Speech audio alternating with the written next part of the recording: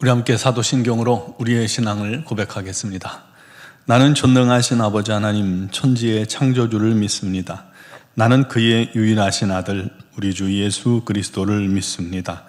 그는 성령으로 잉태되어 동정녀 마리아에게서 나시고 본디오 빌라도에게 고난을 받아 십자가에 못 박혀 죽으시고 장사된 지 사흘 만에 죽은 자 가운데서 다시 살아나셨으며 하늘에 오르시어 전능하신 아버지 하나님 우편에 앉아 계시다가 거기로부터 살아있는 자와 죽은 자를 심판하러 오십니다. 나는 성령을 믿으며 거룩한 공교회와 성도의 교제와 죄를 용서받는 것과 몸의 부활과 영생을 믿습니다. 아멘. 찬송가 540장 찬양 드리겠습니다.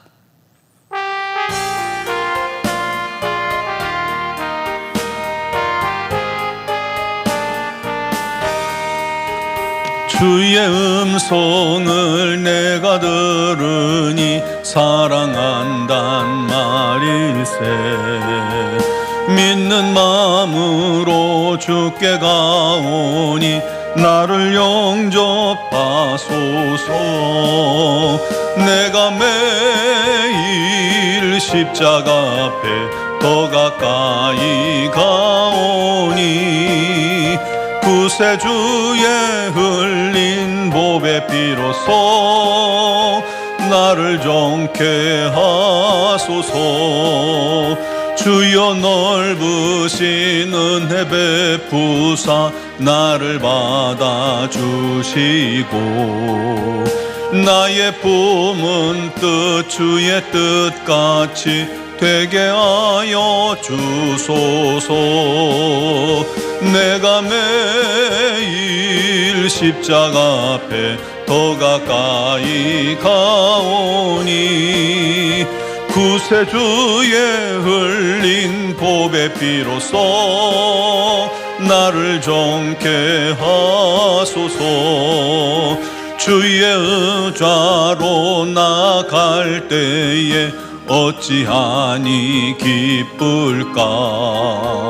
주의 얼굴을 항상 배우니 더욱 친근합니다. 내가 매일 십자가 앞에 더 가까이 가오니 구세주의 흘린 보배 피로써 나를 정케 하소서. 우리 구주의 넓은 사랑을 증량할 자 없으며 주가 주시는 참된 기쁨도 헤아릴 수 없도다. 내가 매일 십자가 앞에 더 가까이 가오니 구세주의 흘린 보배 피로써 나를 정케 하소서. 아멘. 오늘 주신 하나님 말씀은 레위기 1장 1절 2절입니다. 레위기 1장 1절 2절을 봉독하겠습니다. 여호와께서 회막에서 모세를 부르시고 그에게 말씀하여 이르시되 이스라엘 자손에게 말하여 이르라. 너희 중에 누구든지 여호와께 예물을 드리려거든 가축 중에서 소나 양으로 예물을 드릴지니라. 아멘. 우리 하나님께서는 이 땅에서 하나님의 뜻을 이루어 가실 때 사람을 통해 일하십니다. 그를 위해서 하나님은 끊임없이 사람을 찾으시죠. 그리고 부르십니다. 75세의 아브라함을 부르셔서 본토 친척 아비집을 떠나 내가 너에게 지시할 땅으로 가라 라고 말씀하셨습니다. 아브라함이 물론 늦은 나이에 고민을 했겠지만 하나님의 부르심에 응답함으로 하나님의 구원사에 쓰임받았고 민족의 조상이요 복의 근원이 되었습니다. 여러분, 하나님의 부르심에 응답하는 것, 이해하고 순종하는 것 대단히 중요한 일입니다. 형 에서를 속여 장자의 축복을 받고 도망친 야곱은 심히 당황하고 또 혼란스러웠죠. 어떻게 살아야 할지, 무엇을 위해 살아야 할지, 누구를 의지해야 할지 도무지 몰랐습니다. 그때 하나님께서 야곱을 부르셨습니다. 하나님을 만난 야곱은 꿈과 목표가 생겨났습니다. 그때부터 그 목표를 향해 다름질하듯 힘차게 나아가게 된 것이죠. 또 하나님께서 모세를 부르셨습니다. 모세가 순종하여 애굽에서 고통당하던 이스라엘 민족을 구원해냈죠. 그리고 도착한 시내산에서 하나님은 또다시 이제 모세를 산으로 부르셨습니다. 끊임없이 부르시는 하나님, 저와 여러분도 부르시는 줄 믿으시기 바랍니다. 그 산에서 모세에게 10계명도 주셨고 진중에 성막을 짓도록 명령하셨습니다. 그래서 하나님께서 명령하신 대로 성막이 만들어졌습니다. 명령하신 대로, 말씀하신 대로 그대로 순종하는 것, 그게 바로 신앙생활입니다. 신앙생활에서 가장 중요한 요소가 그래서 순종입니다. 말씀대로 순종. 여러분, 순종할 수 있기를 바랍니다. 그것이 복된 길이고 우리 하나님의 부르심에 응답하여 순종할 때 그게 복된 삶이 되는 겁니다. 그렇게 말씀대로 성막이 봉헌되었을 때 제일 기뻐하시는 분이 바로 하나님이십니다. 성막에 하나님의 영광이 가득 임했습니다. 그동안은 산 위에서 모세만 부르셔서 모세에게 말씀하셨던, 즉 사람들과 멀리 하셨던, 멀리 임재하셨던 하나님께서 이제는 사람들 가까이 진중에 내려오신 것입니다. 직접 찾아오신 것입니다. 이 회막이 진중앙에 있었죠. 그래서 백성들은 장막 앞에 서게 되면 하나님이 임재하시는 성막을 볼 수 있게 된 겁니다. 언제든지 그 앞에 엎드려 기도하고 경배할 수 있게 된 것이죠. 물론 하나님을 직접 뵐 수는 없지만 회막에 임한 구름 기둥을 통해서 임재하신 하나님을 간접적으로 볼 수 있었던 겁니다. 그것만으로도 얼마나 영화로운 것입니까? 우리 가운데 하나님이 계시다라는 사실을 보게 하신 것입니다. 오늘 말씀에도 회막에서 하나님께서 모세를 부르시고 말씀하셨습니다. 이스라엘 자손에게 말하여 이르되 너희 중에 누구든지 여호와께 예물을 드리려거든 가축 중에서 소나 양으로 예물을 드릴지니라.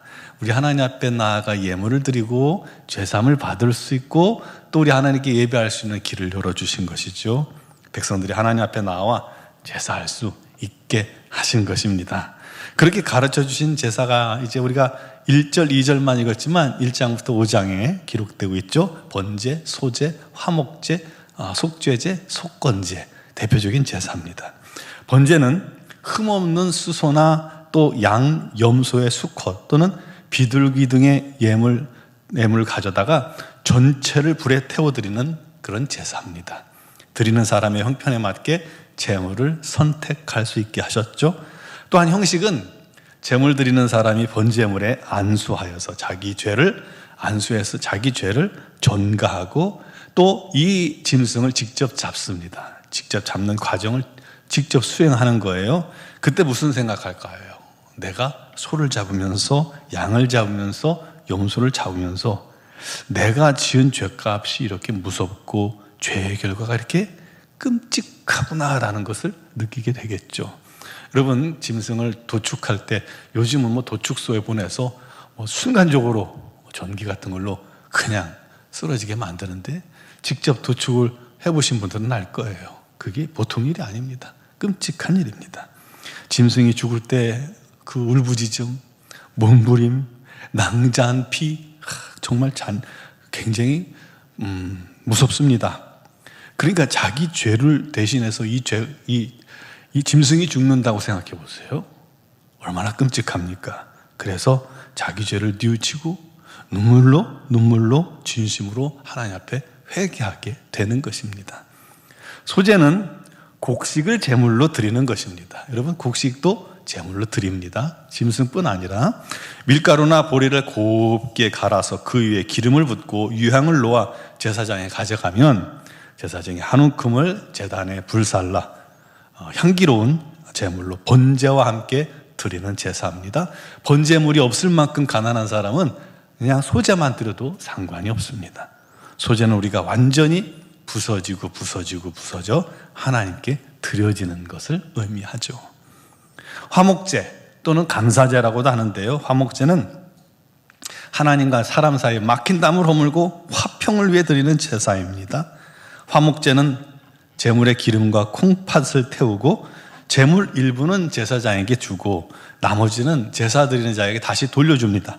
그래서 그 제물을 가지고 가족과 노비와 이웃 등과 당일 다 그것을 소비하고 먹어야 합니다. 그래서 하나님과 먼저 화목하고 그 다음에 이웃과 화목할 수 있도록 이어지는 그런 제사입니다. 예수님은 당신이 직접 화목제물이 되어주셔서 우리로 하나님과 화목해 해주신 줄 믿습니다. 속죄제는 10계명에서 1계명의 4계명, 하나님의 계명을 부지 중에 범한 허물이 있을 때 주로 드리고요. 속건제는 5계명에서 10계명, 이웃과의 관계에서 지었을 때 어떤 배상 차원에서 드리는 그런 제사입니다. 이 5가지 제사를 통해서 죄사함 받고 겸손히 하나님과 화목하고 삶 속에서 하나님 앞에 거룩하고 이웃에게 정직하고 사랑하며 섬기며 살게 해주신 것입니다. 하나님과 이웃과 하나 되게 하신 것입니다. 그런데 놀랍게도 그 5가지 제사를 예수 그리스도께서는 직접 자기 몸을 흠없는 어린 양으로 드려 십자가에서 완전한 제사를 드리신 것입니다. 완벽한 제사를 드리신 거예요.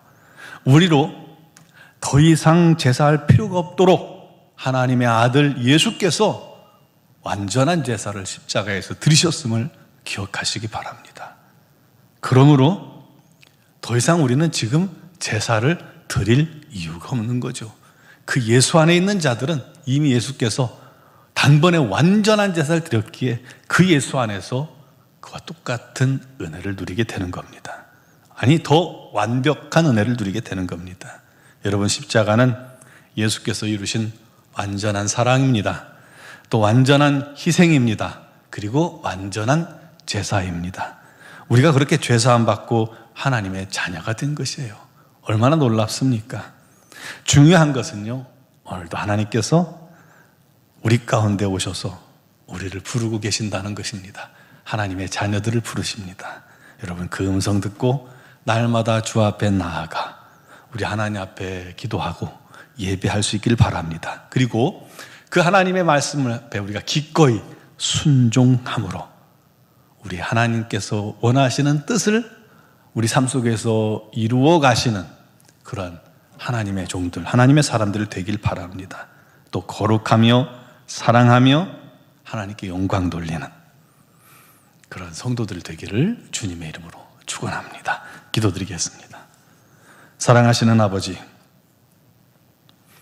완전한 제사를 드려 우리로 더 이상 제사할 이유가 없게 하시고 또 우리를 죄에서 완전히 분리하시고 어둠의 권세에서 완전히 건지시고 우리로 하나님의 자녀 되게 하시고 우리로 우리 하나님과 화목해 하시고 하나님을 아빠 아버지라 부르게 하시고 의인이라 칭함을 얻게 하시고 천국의 시민 되게 하시고 하나님의 백성 삼아 주시니 감사합니다. 이 놀라운 은혜가 예수의 피로 예수의 십자가로 값없이 우리에게 믿을 때 주어졌음을 날마다 고백하고 감사합니다. 아버지 하나님, 그 놀라운 은혜를 날마다 찬양하며 감사하며 감격하며 이제 우리 하나님의 영광과 뜻을 위해 살아가기로 결단하고 또 그렇게 행하는 우리 모두가 되게 하여 주옵소서. 오늘도 주님께서 우리를 부르실 때, 우리 안에서 우리를 부르실 때 그 음성에 귀 기울이게 하시고 기꺼이 그 음성 앞에 나아가 무릎 꿇어 아버지 순종할 수 있도록 은혜 내려주시며 주의 말씀에 순종함으로 오늘도 우리를 통해서 이루시는 하나님의 뜻을 이루어가는 믿음의 자녀들 또 성도들이 되게 하여 주시옵소서. 우리 노원중앙교회 모든 지체들이 그렇게 우리 하나님 손에 붙잡혀 순종함으로 우리 하나님의 뜻을 이루는 우리 하나님의 증인들로 세워지기를 소망합니다. 아버지, 오늘도 삶 속에서 드리는 모든 간구와 기도를 주님께서 들으시나니 응답하시고 역사하여 주시기를 간절히 원합니다. 특별히 육신의 질고로 어려움 당하는 지체들에게 우리 하나님께서 치유의 손, 피 묻은 능력의 손 얹어주시고 그들에게 말씀하여 주옵소서. 치유하여 주옵소서. 강건케 되었다 말씀하여 주옵소서.